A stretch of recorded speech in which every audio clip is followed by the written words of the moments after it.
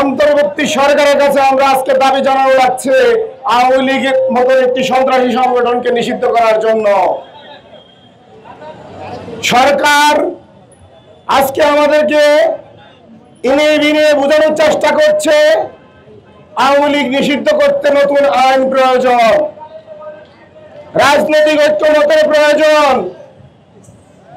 আমরা বর্তমান অন্তর্বর্তী সরকারকে বলতে চাই, আমরা যখন জুলাই বিপ্লব করেছি, আমরা যখন রাজপথে শহীদ হয়েছি, তখন কি কোনো রাজনৈতিক ঐক্যমত এবং আইনের মধ্য দিয়ে আমরা কি এই বিপ্লব সাধন করেছি?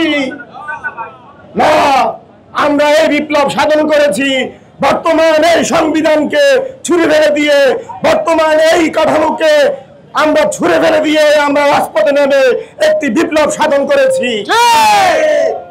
আমরা সরকারকে বলতে চাই, আমরা করেছি জুলাই বিপ্লব, আপনারা এই বিদ্যমান সংবিধানের মধ্যে ঢুকে শপথ নিয়ে আপনারা এটিকে রূপ দিয়েছেন অভ্যুত্থানের।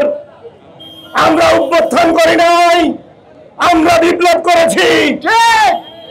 আপনারা এখন এই সংবিধানের মধ্যে ঢুকে আইনের মার পেছে আওয়ামী লীগকে পুনর্বাসন করার কোন চেষ্টা করবেন না।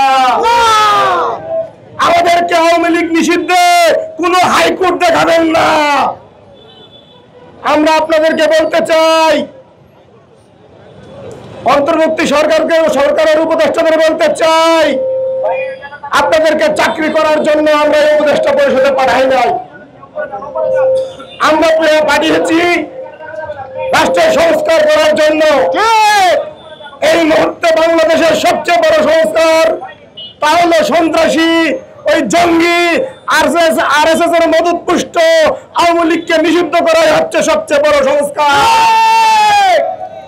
সংগ্রামী সাথী বন্ধুগণ, আমরা আমাদের একটি বন্ধু দলকে বলতে চাই, বিএনপির উদ্দেশ্যে স্পষ্ট বলতে চাই, জাতীয় নাগরিক পার্টি এনসিপি স্পষ্ট ঘোষণা করছে এই সরকার আওয়ামী লীগকে নিষিদ্ধ করতে হবে। বিএনপি আপনারা স্পষ্ট করুন, আপনারা কি আওয়ামী লীগকে পুনর্বাসন করতে চান, আওয়ামী লীগের সাথে একসাথে রাজনীতি করতে চান, নাকি আপনারা আওয়ামী লীগকে আমাদের মতো নিষিদ্ধ ঘোষণা করতে চান? আমরা বিএনপির কাছে আরো স্পষ্ট জবাব চাই। বিএনপির ভারপ্রাপ্ত চেয়ারম্যান জনাব তারেক রহমান, আপনি বাংলাদেশের প্রত্যেকটি বিষয় নিয়ে কথা বলেন, রাষ্ট্র সংস্কারের 31 দফা নিয়ে কথা বলেন, কিন্তু আপনার মুখ থেকে একবারও বের হয় না আওয়ামী লীগকে নিষিদ্ধ করা হোক। আমরা এই ব্যাপারটি একদম স্পষ্ট আপনার কাছে জানতে চাই। তারেক রহমান, আপনি স্পষ্ট করুন, আপনি আওয়ামী লীগের নিষিদ্ধের পক্ষে নাকি আওয়ামী লীগকে